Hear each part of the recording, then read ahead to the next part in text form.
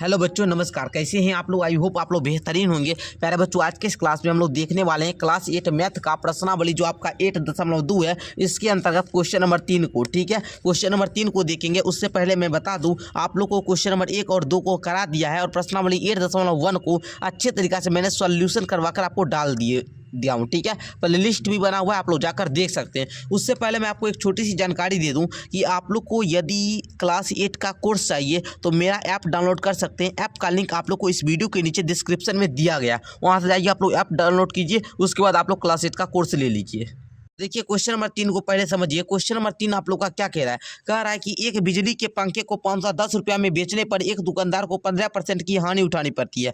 510 रुपया में बेचता है ना, तो 15% की हानि होती है। ठीक है, बताइए दुकानदार ने पंखा कितने में खरीदा? यदि वह पंखा 430 में बेचे तो उसे कितना परसेंट लाभ होगा या कितना परसेंट हानि होगा? क्वेश्चन बहुत आसान है, लेकिन बच्चे समझिएगा तो आप बहुत बोलिएगा सर बहुत ईजी था, ना समझिएगा तो आपको हार्ड लगेगा। देखिए, सबसे पहले मैं आपको बोलूंगा सीपी ज्ञात करो, क्रय मूल्य ज्ञात करो। अगर 510 रुपया में बेच रहा है, हमको एसपी मालूम है, एसपी हुआ ये 510। ठीक है, अब 15% की हानि हो रहा है, तो आपका क्रय मूल्य बराबर हो जाएगा कितना में बेचे, कितना में बेचे हुआ 510 रुपया में बेचे, है ना। हमको क्या हुआ, 15% का हानि हुआ ना, तो 100 बटे में 100 माइनस कितना का हुआ, 15% का। बस आप लोग का क्रय मूल्य निकल जाएगा। तो देखिए, 510 गुना 100 बट 100 में से 15 गया तो आपका 85 हो जाएगा। ठीक है, अब देखिए वो काटिए तो 17 पचे 85, 17 तिया 51, है ना।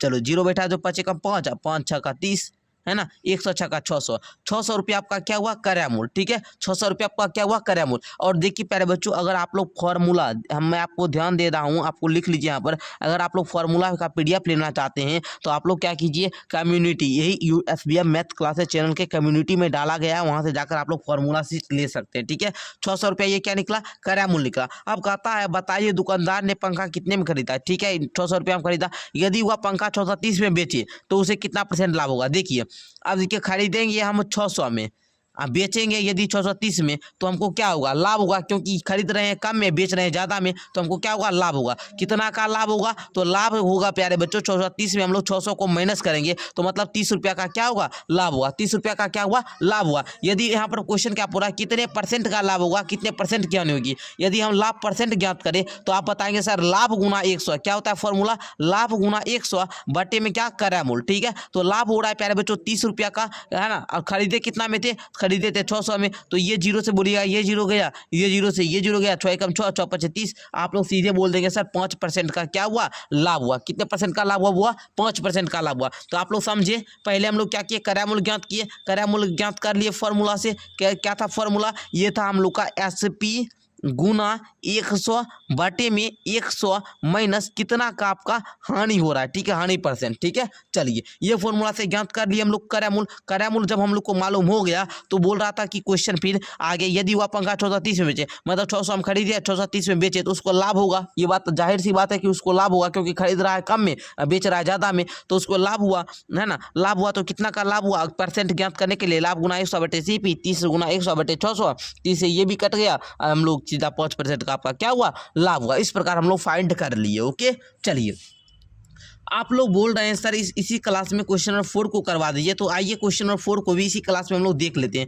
क्वेश्चन नंबर 4 को यदि ध्यान से समझिए, क्वेश्चन कह रहा है मुकेश स्पोर्ट्स की दुकान से एक फुटबॉल गेंद 20% के बट्टे पर 192 रुपया में खरीदता है। अब कहता है मुकेश स्पोर्ट्स की दुकान में एक फुटबॉल गेंद को 20% के बट्टे पर, 20% के बट्टे पर कितना, 192 रुपया में खरीदता है। तो फुटबॉल गेंद पर का अंकित मूल्य क्या है? अंकित मूल्य का मतलब हुआ कि जिस मूल्य जो वस्तु पर लिखा हुआ रहता है ना, उसी को हम लोग अंकित मूल्य बोलते हैं। ठीक है, बट्टे का मतलब हुआ छूट, 20% का छूट देता है। ठीक है, तो सिंपल आप लोग पहले समझिए कैसे इसको बनाइएगा। मैं जरा बुक को ऊपर कर देता हूँ, आइए अब समझिए आप लोग। सबसे पहले आपको ज्ञात करने के लिए बोल रहा है अंकित मूल्य, तो आप लोग लिखेंगे माना कि अंकित मूल्य, माना कि अंकित मूल्य बराबर में एक्स आप लोग मान लिए। अब देखिए एक्स जब आप लोग मान लिए तो आप लोग को यहाँ पर बोल रहा था एक्स का आपको एक्स का 20% छूट देता है। एक्स का क्या हुआ, 20% क्या हुआ, छूट दिया। छूट देने के बाद उसको 192 रुपया लगा। बस सिंपल सा समीकरण अब आप लोग का बन चुका है। एक्स माइनस एक्स का मतलब गुना 20 बटा में 100 इक्वल टू 192। अब आप लोग सीधे से बोलेंगे सर इसको काट न दीजिए 1 बटा में 5, मतलब आप लोग का आएगा एक्स माइनस एक्स बटा में 5 इक्वल टू 192।